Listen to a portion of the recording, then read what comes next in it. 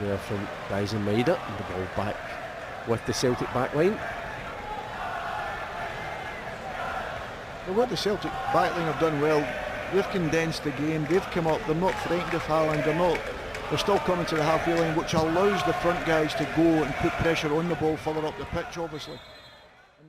Yes, that was the sound of the American-based Celtic faithful chanting, "Are you Rangers in disguise?" at world champions Manchester City as we pass the ball at will around them. The FC series, it definitely wasn't a pre-season friendly. Yeah, FC Series C, yeah. Finished, Celtic 4, Manchester City 3. Fantastic, great game, and it was on at a reasonable time for me, so I've watched it. I don't know if you have at this stage, but if you haven't, it doesn't matter. I'll talk you through all the main points.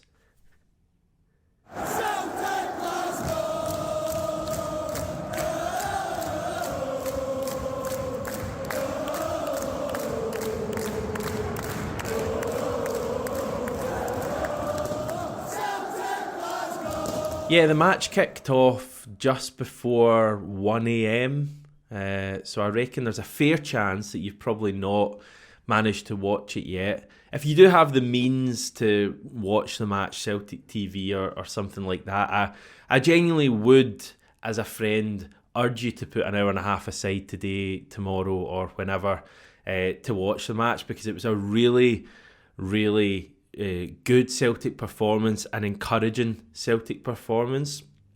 Sure, you know, it was Manchester City's first game of pre-season, and I think we all remember how rusty we were against Ayr United. I certainly remember that match.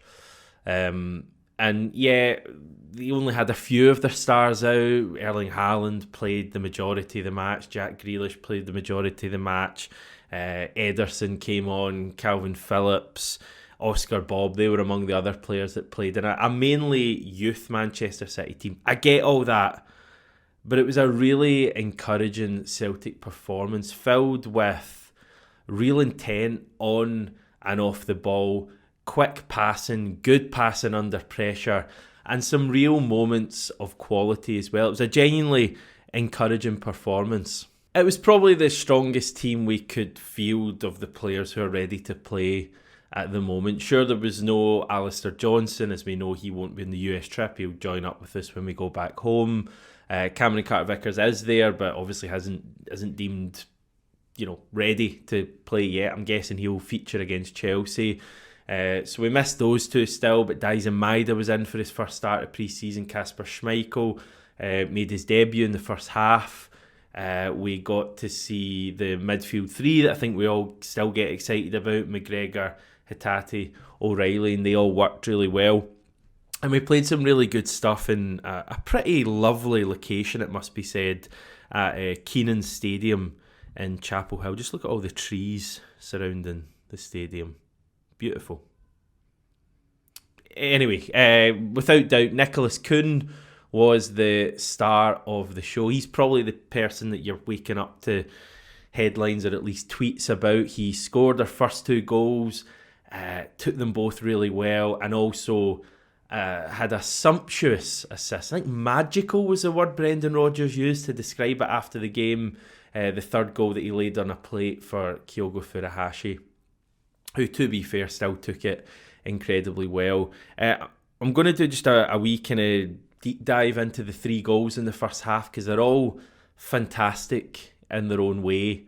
And I think they kind of show maybe what Celtic are doing so far this season, that maybe we didn't see at times last season. I think we all kind of felt Celtic were a little bit slow and ponderous for the majority of last season, passing the ball around neatly at the back. And to be honest, if you look at this first screenshot, just prior to this, Celtic were passing the ball around at the back. But this is where I think we can be, and already may be better this coming season. It's this breaking the lines pass from Reo Hatate, and you can see there the kind of white trail is where he passes the ball, and it might look like an obvious pass to you,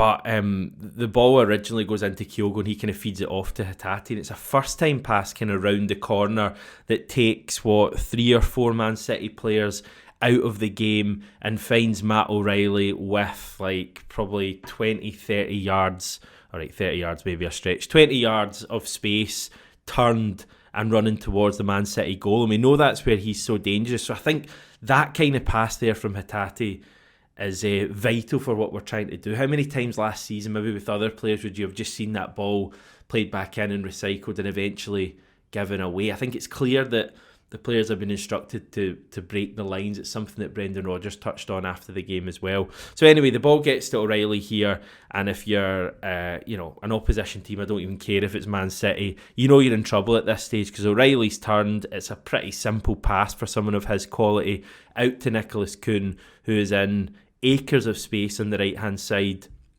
And the thing I love about Kuhn, if we just kind of go forward slightly, I don't know if Nicholas Kuhn of last season maybe slows up a little bit in this situation and maybe allows the City left back to get goal side and kind of sizes him up and then maybe goes left or right. The thing I absolutely loved about this is that Nicholas Kuhn is direct. He wants to drive into that green area there, that real dangerous area, and he just keeps driving and he gets to the point where he's inside the box and the City player knows, I can't do anything about this now. I can't try and tackle because it's going to be a penalty. So I thought that was really clever, and obviously he finishes it nicely with his right foot into the corner. The second goal was pretty similar. This time it's Hatate who's in space rather than O'Reilly. It's Liam Scales who actually broke the lines. And again, that's something Rodgers spoke about, the fact that we were able to play through Man City's press. And again, I know it's a young press, and it's you're not playing through guys like De Bruyne and Rodri and Foden who've been doing this for years. So you've got to put a caveat in there. But we played through it so well under pressure. We found that ball through, and it was Scales this time. Hatate's in space. Kuhn is on his own again. You can barely see him right at the bottom there on the right wing. And again, it's a relatively straightforward ball for Hatate, but it's in front of Kuhn. This time the defender does catch up with him.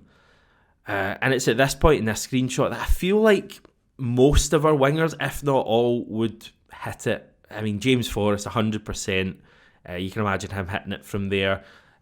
Lewis Palma loves a shot. He'd probably do that. Dyson Maeda on the other side, I think, would be hitting it from this kind of area. Yang would probably hit it over the bar. But, the thing I love about Kuhn, and maybe why Nicholas Kuhn is a little bit different from our other wingers, is that he cuts inside here and finishes really well. And again, it was really direct, not letting the defender dictate what he's going to do. He's just telling the defender, look, I'm going for this here. I'm going to be direct, just like the first goal. And he finishes it incredibly well. So I think there was a lesson there in why Kuhn might be different from the other wingers that we have. How do I explain this? He might be the most tricky winger, the winger capable of a kind of bit of magic. And he's clearly a confidence player, Nicholas Kuhn. We know that already from his time at the club. He started really slowly. I know he had a lot of other stuff, the kind of dental issues he was having, lost a lot of weight, etc. Was just acclimatising to a new country at that stage as well. So had a lot going on. Then he hit a bit of form. I remember maybe 3 or 4 games. It got him the start at Ibrox, where I didn't think he was horrendous in that 3-3 draw. But after that, for the end of the season, he struggled quite a lot. So he's gone through kind of peaks and troughs so far in his Celtic career. He's a clear confidence player, and I think that was just shown for the third goal as well. Listen, it's a fantastic pass, and that's the moment everyone's talking about, the outside of the foot pass for Kyogo's run. I hope that Kyogo's run doesn't go unnoticed in all of this. Again, it was O'Reilly who just swept the ball out to the right. And again, you see Kyogo there on his bike, so to speak. And again, it's a player wanting to get away in behind and be aggressive, something we didn't see enough of last season. And yeah, the pass from Kuhn is fabulous, and it's encouraging that that's another player in Kyogo's wavelength, because I think as supporters, that's been one of the frustrations, is that we see Kyogo making these kind of runs 5, 6, 7 times every single match, and a lot of the time he's not found. I think this was a very clear example of Kuhn finding him. We know Matt O'Reilly can do it as well, so that's certainly encouraging going forward that Kyogo's making these runs in behind, because he wasn't necessarily doing that for a lot of last season. But not just that he's making the runs, he's being found as well. Now again, just to throw a caveat in there, and it's probably something you're all thinking, City, by their very nature, come out and try and take the game to opposition teams. Therefore, there's a hell of a lot of space. In all of these screenshots I've shown you so far, there's been a hell of a lot of space for the likes of Kuhn and Kyogo and Matt O'Reilly and Reo Hatate to run into. You're not going to get that a week on Sunday against Kilmarnock, or in the vast majority of our games we play in Scotland this coming season. You're simply not going to get that kind of space. And I think we'd probably all feel, from if you've been watching Celtic for the last 3 seasons, you would know that that's kind of when we're at our most exciting.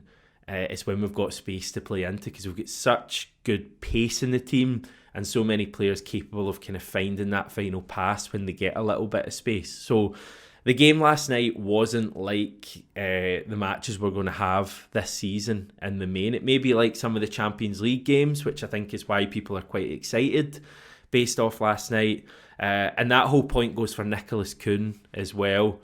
Nicholas Kuhn was brilliant last night. He set the standard last night.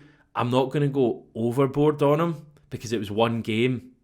I'm almost now looking at Nicholas Kuhn, and I want to see that consistently from him, because that performance last night was incredible. It was so good that it's maybe unfair for me to say I want to see that consistently, because if we see that consistently from Nicholas Kuhn every game, he'll be a record sale when he leaves the club. The reality is he's probably not going to be able to hit that level every game, but we need him to hit a good level every game, because he's clearly shown us last night that he has the talent. So I want to see more from him. I want to see him in that team against Chelsea doing the same thing. I want to see him in the team against Kilmarnock for the first competitive game, terrorising them. Even though he might not, or he will not, have the same space to play into, he needs to find a way to deal with that and become a player that we can hang our hat on, like we could with Jota. I was massively encouraged by Nicholas Kuhn's performance, but yeah, I want to see it more. Elsewhere, I think Matt O'Reilly was really good. Goes without saying at this stage. Daizen Maeda, just great to have him back. Didn't have the same moments of quality as Kuhn, but looked really lively on that left-hand side. Kyogo got his goal. Reo Hatate seems to be playing a little bit deeper than normal. It's funny because I actually turned the game on a couple of minutes late, and I thought Hatate was actually Iwata. The way he was playing deep in the midfield, I thought it was Iwata in the midfield. And it took me a few minutes before I realised, no, that's Reo Hatate. So I don't know if that's, an instruction for him to just play that little bit deeper. I think there's far more to come from Hatate, but I thought it was promising signs. And defensively, goalkeeper Kasper Schmeichel made a couple of really good saves in the first half. He was unfortunate with the Man City goal. He made a good save there. I think the spin kind of took it away from him and Liam Scales, but the 2 saves he made from Erling Haaland, this first one in particular, that's a fabulous save. Really spread himself well against an elite striker, probably the best striker on the planet, who knows how to finish and hit that really well. That's heading into the corner. And I don't think many goalkeepers save that. So that was really encouraging to me, the fact that Schmeichel looked ready. He doesn't look like a player that's going to take time to get used to being Celtic's goalkeeper. That, let's be honest, would have probably been the case with the majority of goalkeepers we were linked with in the summer. I think the good thing with Schmeichel is he has that experience, and he's coming in with confidence. He's just been at the Euros with Denmark, played pretty well by all accounts, and seems to be absolutely buzzing to be at Celtic. And another point someone made when I was on the Celtic Way earlier, he looked genuinely really frustrated to concede that goal in the first half, so that's a good sign as well. So I really like Kasper Schmeichel, and I feel even more confident he's going to be a big success based on that. In terms of second half, we made 4 changes at half time. We made 7 more 65 minutes, so everyone who started the match came off at some stage. We had Sinizalo going into nets for the second half. He was fine, made a couple of good saves. Don't think he really could have done much about either of the goals. Looked comfortable with the ball at his feet as well. And we were pegged back. City brought it from 3-1 back to 3-3. And I was really delighted that we kind of found the wherewithal to go again and get the victory. And again, it was a really well worked goal, finished off by Lewis Palma at the back post. And it was just, it was really promising stuff generally. You know, we seem to be roaring through this pre-season and roaring into the competitive action. 14 goals in our last 3 pre-season matches, which is very promising. And the team just seemed to be really feeling it. And I'm really excited to see the way they're going to start the season. I think we're going to start the season very strongly, maybe similarly to how we did a couple of years ago. Ange Postecoglou's second season, you remember we started that very well. All these wins, a lot of big scoring wins, 5-0 Kilmarnock, 4-0 Rangers, 9-0 Dundee United. I'm not saying we're going to have another 9-0, but I think we're going to start the season very, very well and score a lot of goals. I think for me it's less about the start of the domestic season. Obviously, you know, I hope we win all our games and all of that stuff. I really am focused in on this Champions League campaign, this new Champions League format, and what kind of position are we going to be in and what are we going to be able to achieve over these 8 matches. And my one worry, based off last night, would be that, you know, the board look at that kind of performance and see the positives, and it maybe just lets them think that we don't need to strengthen in the same way that we actually do. Last night's not changed anything for me in that regard. The backline's still a worry for me. I know Alistair Johnson will come back, Cameron Carter-Vickers will come back. Not sold on any of the other centre-backs we have at the moment. Stephen Welsh, Liam Scales, I think they've all got a mistake in them. I think we need another left back as well. And that would be my one worry, is that they now look at that and maybe think we don't need all that. The club still need to press on with this. I feel the same way about it as I did yesterday. But I just feel like we have the makings of a really good team here, managed by a really good manager. He just needs to be backed now by the board, and we need to get quality into the club. And I think if we do, left back, centre back, winger, forward, another midfielder, I think we have the makings of a really good team, like a team who could genuinely, you know, surprise a few people in the Champions League and get a few results. So yeah, that's how I feel. But I thought it was a really positive night. Brendan Rodgers very happy with the performance as well. Says we're making the last step better, which I got to mean, kind of explained it. Rather than just getting close to players when you're pressing, we're getting the ball back, we're getting the foot in, getting tackles in. So it kind of feeds into that thing that I'm seeing and a lot of other people are seeing. We've been more aggressive with and without the ball. It's a more purposeful Celtic so far this season than we saw for most of last season, and we're only in pre-season. So I'm really excited, to see what's to come. He revealed Nicholas Kuhn had a little pain in his knee. Kuhn would have played more of the game, more than 45 minutes, but had a little pain in his knee. And also that the team will have a day off today, a real tough session tomorrow morning, and then they're going to fly to Indiana for our final game of the US Tour against Chelsea this weekend. So all good at Celtic. Still need some players in.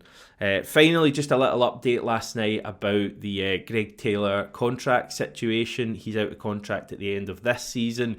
He could speak to potential new clubs from January. He was asked about it, quoted as saying, "No, there's nothing. We'll see what happens now.